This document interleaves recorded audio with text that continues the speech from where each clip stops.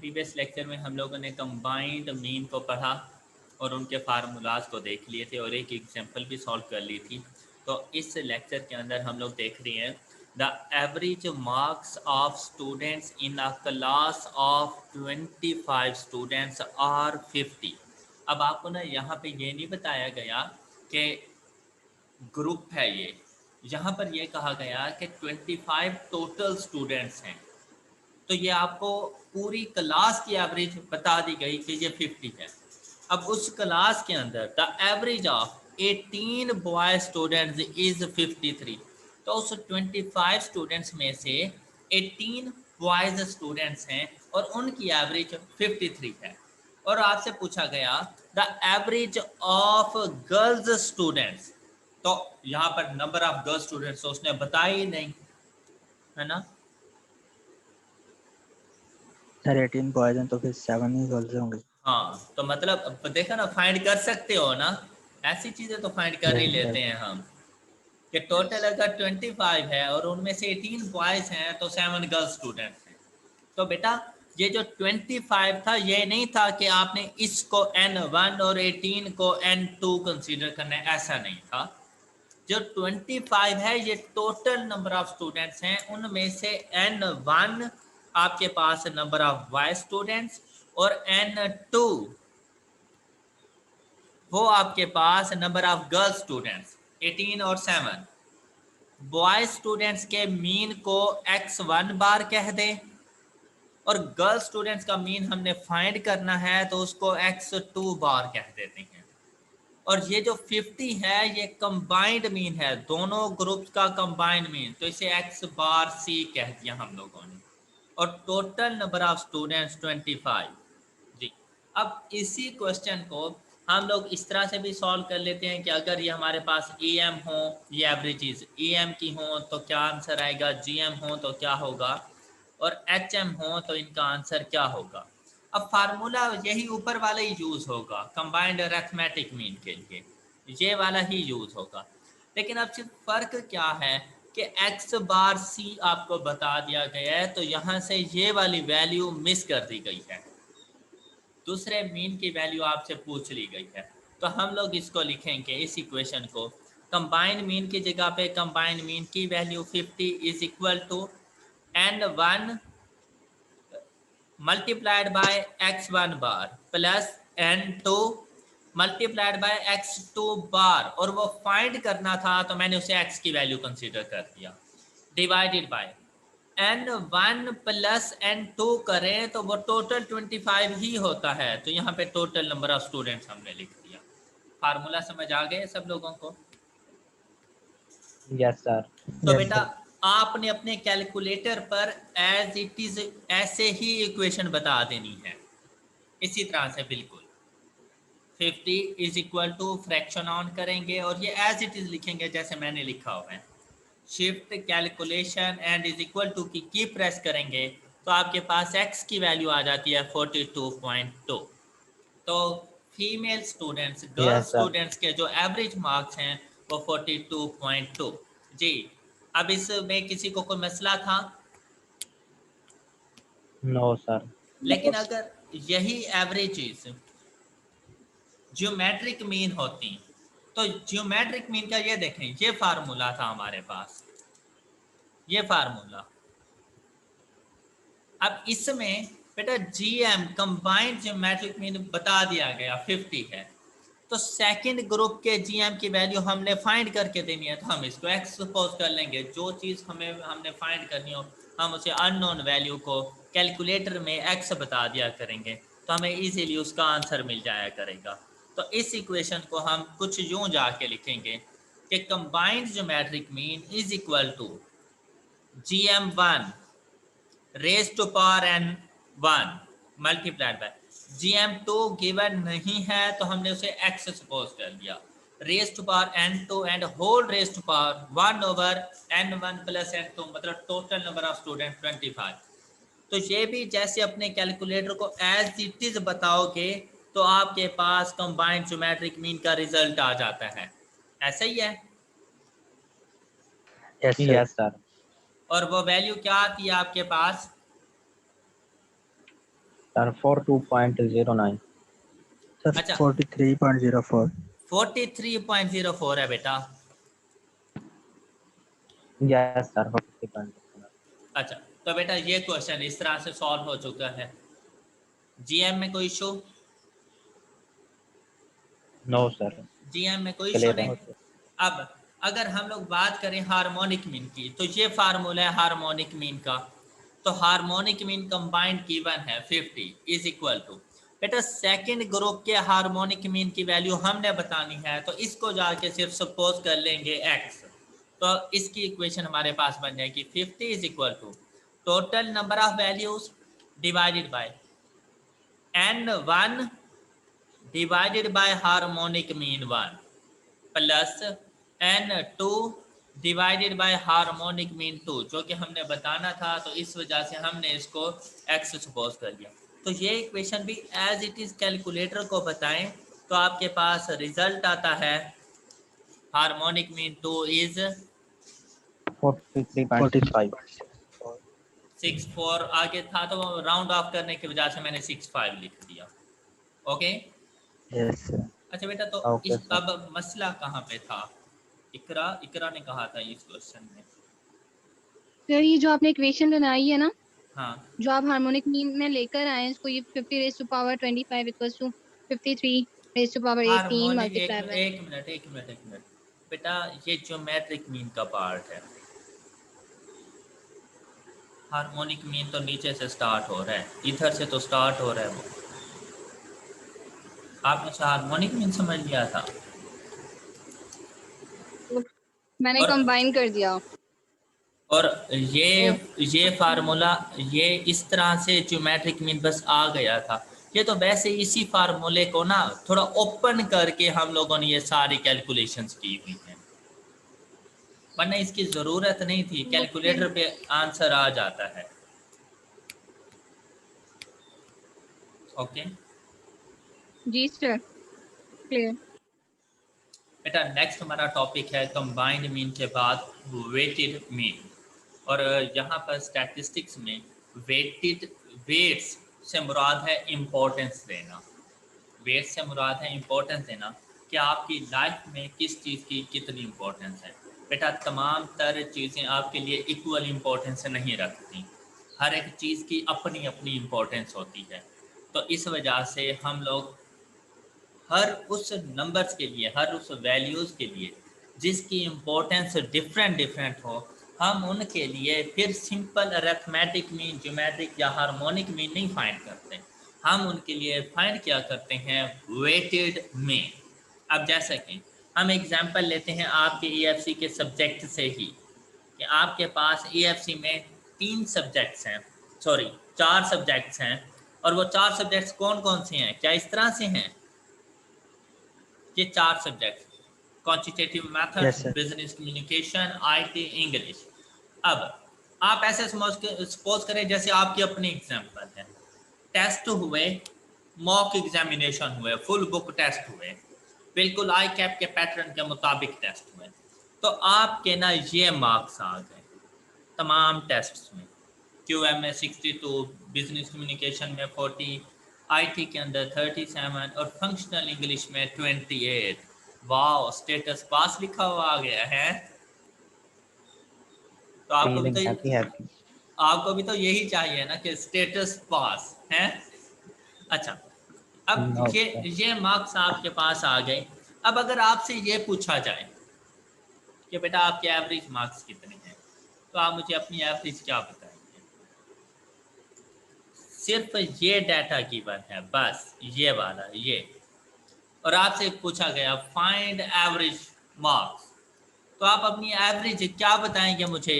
62 plus summation x 40 over n. Plus 37 plus 28 divided by, 4। हाँ जी, तो ये कितने बन जाते हैं?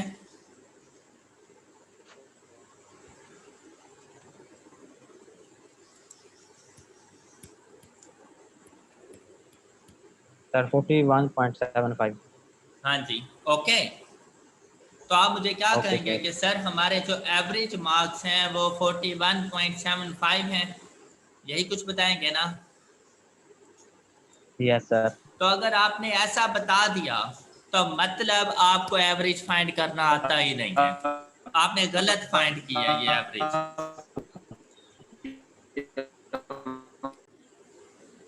तो बेटा ऐसी सिचुएशन में आप लोग 41.75 की एवरेज नहीं बता सकते।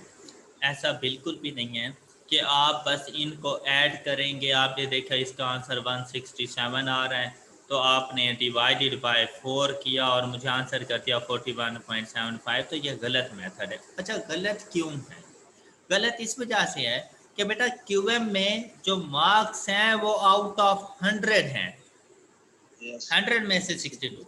अब बिजनेस कम्युनिकेशन, आईटी, इंग्लिश में भाई आप 100% एफर्ट कर लो, लेकिन 50 से ऊपर नहीं जाने वाले, क्योंकि टोटल मार्क्स ही 50 होती हैं इनके। ऐसा ही है। Yes sir. अच्छा, अब बात सुने, अब अगर मैं क्यूएम को शामिल ही ना करता तब आपका मेथड बिल्कुल सेम था। क्या आप इन तीनों को ऐड करते और डिवाइडेड बाय 3 कर देते? क्यों? क्योंकि तीनों की इंपॉर्टेंस इक्वल थी, और अगर इंपॉर्टेंस इक्वल हो तो सिंपल अरिथमेटिक मीन यूज हो जाता है कि इन तीनों को ऐड किया और डिवाइडेड बाय 3 कर दिया। लेकिन जैसे ही आपने देखा कि इनके साथ क्यूएम शामिल हो चुके हैं और क्यूएम की इंपॉर्टेंस इक्वल नहीं है, बेटा आप खुद देखें, मार्क्स के लिहाज से भी क्यूएम 2 टाइम्स इंपॉर्टेंट है, और टाइम के लिहाज से भी देखें तो बिजनेस कम्युनिकेशन, आईटी और इंग्लिश का जो पेपर होता है वो 1.5 घंटे का होता है, लेकिन क्यूएम का पेपर 3 घंटे का होता है। तो 2 टाइम्स इंपॉर्टेंस है ना? Yes, sir. तो जब तो इसी इंपॉर्टेंस की वजह से कि जब आपके पास तमाम वैल्यूज की इंपॉर्टेंस इक्वल ना हो तब आप लोग सिंपल मीन यूज नहीं करते, तब आप क्या यूज करते हैं? वेटेड में। Weighted Weighted mean. mean. Weighted, और वेटेड मीन को डिनोट किया जाता है x बार w से। जैसे कंबाइंड मीन को x बार c से, इसी तरह से वेटेड मीन को डिनोट करते हैं x बार w से। ओके बेटा, अब क्वेश्चन के अंदर आपको ये वेट्स बता दिए जाते हैं, क्वेश्चन के अंदर ये वेट्स आपको बता दिए जाते हैं कि इस चीज़ की ये इंपॉर्टेंस है। और यहाँ पर अगर हम लोग देखें तो आप देखें जब क्यूएम 2 टाइम्स इंपॉर्टेंस रखता है, क्यूएम की इंपॉर्टेंस ज़्यादा है तो इसको 2 की वेटेज दें, और बाकी तमाम सब्जेक्ट्स की वेटेज इक्वल है तो उन सबको 1-1 की वेटेज दे दें। क्लियर? वेट्स का पता चल गया आप लोगों को? Yes sir. Yes, sir. अच्छा, अब आप क्या करें? अब आप ऐसे कंसीडर करें जैसे यहाँ पे फ्रीक्वेंसी हो, और अगर मैं आपसे ये कहूँ कि इसे फ्रीक्वेंसी अज्यूम करें और मुझे मीन की वैल्यू बता दें, तो आप फार्मूला क्या यूज करेंगे? Summation Fx over summation f. Fax over summation F. अब यहाँ पे f तो नहीं है, यहाँ पे क्या है? यहाँ W. पे तो ये देखो, सिर्फ f को w से रिप्लेस कर दो तो ये वेटेड मीन का फार्मूला बन जाता है, summation wx over summation w। Okay बेटा, Okay, sir. Weighted mean clear? Formula okay है सबको? Yes, sir. Okay. अच्छा, तो अब आपने इन दोनों को मल्टीप्लाई किया wx को, तो आपके पास wx आ गया, और इसको डिवाइड बाय समीशन w, तो अब डिवाइडेड बाय 4 नहीं करेंगे, अब डिवाइडेड बाय 5 करेंगे, तो हमारे पास जो एवरेज मार्क्स बनते हैं वो 45.8 एवरेज मार्क्स बन जाते हैं। ओके जी, फरीदुल्लाह क्या पूछते हैं? सर अगर क्यूएम के 100 के बजाय 75 और दूसरे 50-50 हो तो उसके डब्ल्यू हाँ, क्या लगाएं? 1.5 करते हैं ना फिर। ठीक। ओके, और अगर चाहें तो बेटा वेट्स इसी को कंसीडर कर लें, आप वेट्स एक्चुअल मार्क्स को ही कंसीडर कर लें, फिर आप इसे क्या लिखेंगे? 6200, इसे 2000, इसे क्या लिख देंगे? 1850, नीचे इसे 1400। अब इन सब को ऐड करके डिवाइडेड बाय 250 करेंगे तब भी 45.8 ही आंसर है।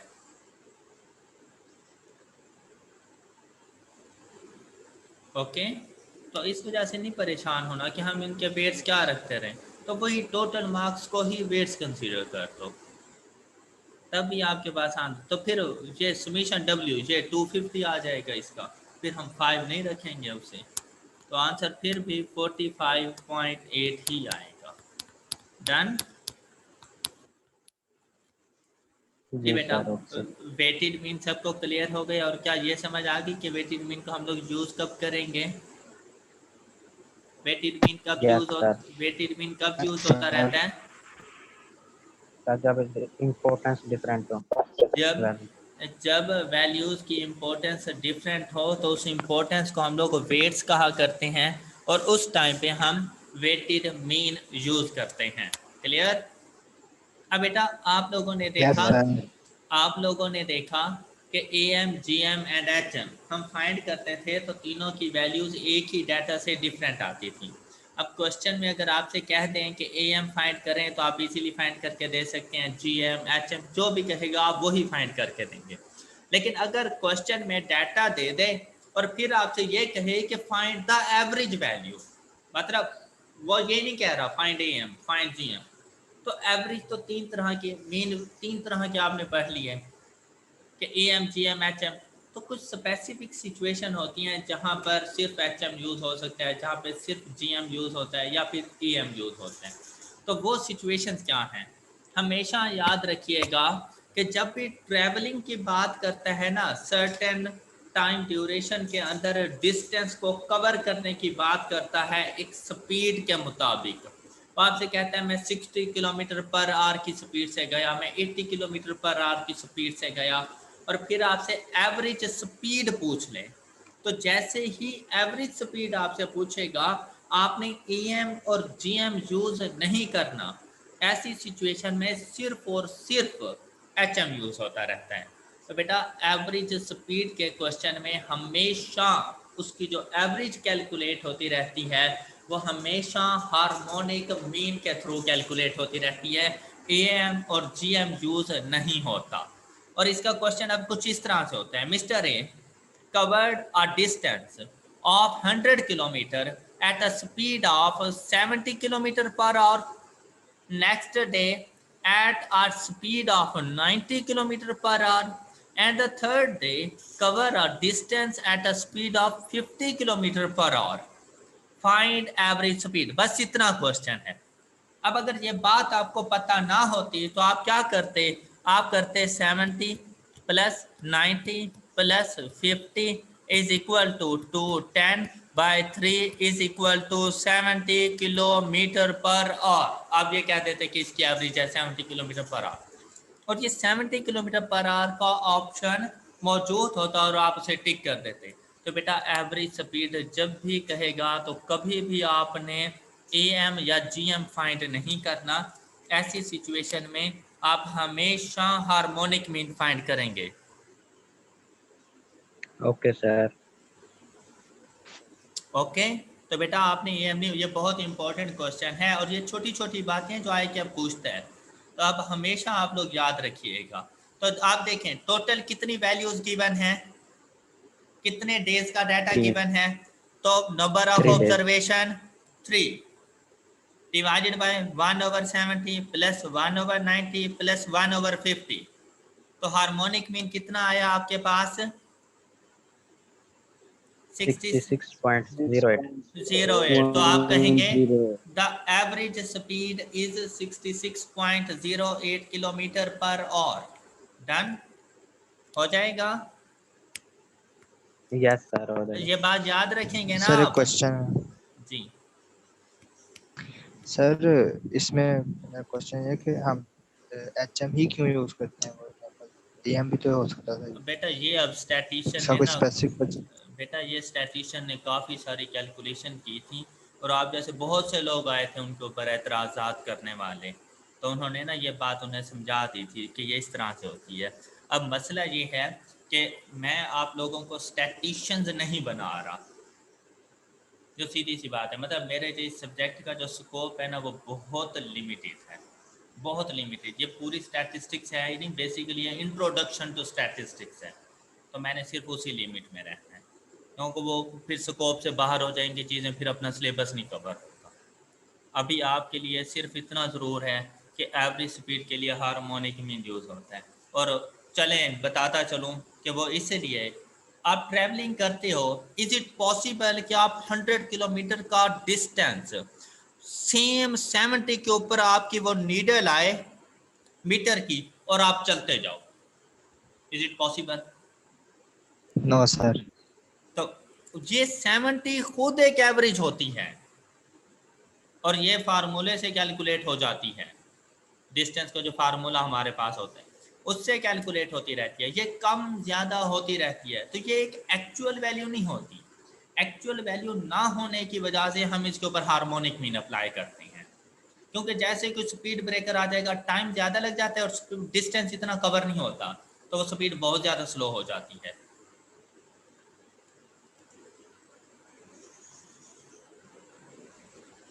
Okay sir. ओके बेटा। अच्छा, ये हमारे एक यस दोस्त हैं, सर। उन्होंने मैसेज किया हुआ है कि आई कैप ने सेम यही क्वेश्चन उनसे पूछा हुआ था और उन्हें पता नहीं था इस चीज़ का कि इसके ऊपर ए एम लगना है या एच एम लगना है या जी एम।